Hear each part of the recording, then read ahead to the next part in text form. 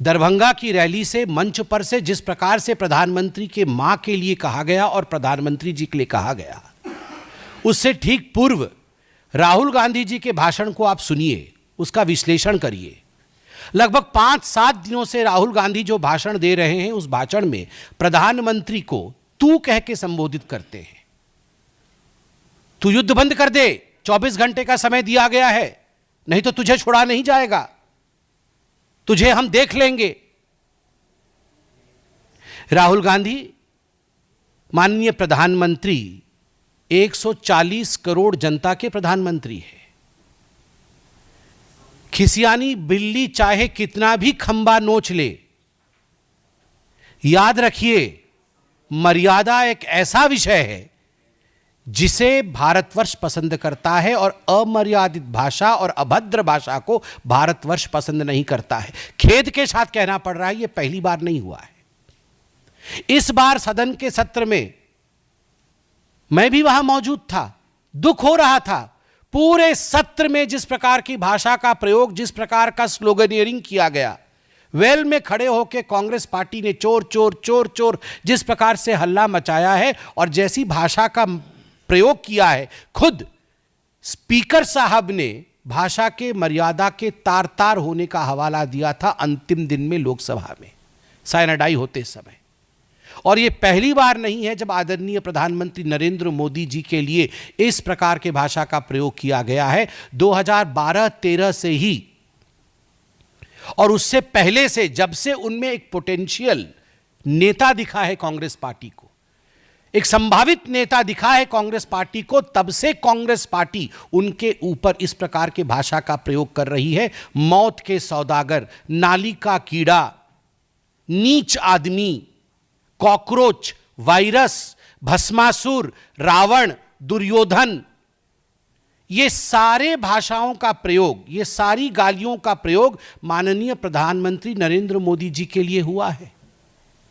सोचिए किस देश में हमें कहती है कांग्रेस पार्टी कि ये तो हिटलर शाही है, ये तो डिक्टेटर है। किस देश में, पूरे विश्व के किस देश में जो लोकतांत्रिक देश है, किस देश में उनके राष्ट्राध्यक्ष के लिए इस प्रकार की भाषा का प्रयोग किया जाता है? नीच, नाली का कीड़ा, कॉकरोच, वायरस, मौत का सौदागर, किस देश में होता है? उसके बाद ये कहते हैं यहां हिटलर शाही चल रही है। आप सोचिए, अगर इतना गाली देने के बाद इन्हें लगता है ये हिटलर शाही है, तो यदि इनको लोकतंत्र दिया जाए, सही मायने में जो इनके हिसाब से लोकतंत्र है, तो केवल मारना ही बाकी रह जाएगा। और एक बार तो इन्होंने नारा दिया था, मोदी मर जा तू, मोदी मर जा तू। यह भी नारा दिया था एयरपोर्ट में बैठ के, मुझे याद है कुछ नेताओं ने इनके। मुझे तो आज बिल्कुल कोई परहेज नहीं है कहने में कि राहुल गांधी, मणिशंकर अय्यर और संजय राउत में कोई फर्क नहीं है। यह इंडिया अलायंस के गठबंधन के कुछ नेताओं के बीच में कंपटीशन चल रहा है। राहुल गांधी संजय राउत बन सकते हैं या नहीं, वो उस प्रतिस्पर्धा में है। And Rahul Gandhi himself is the new Manishankar Iyer of the Congress party.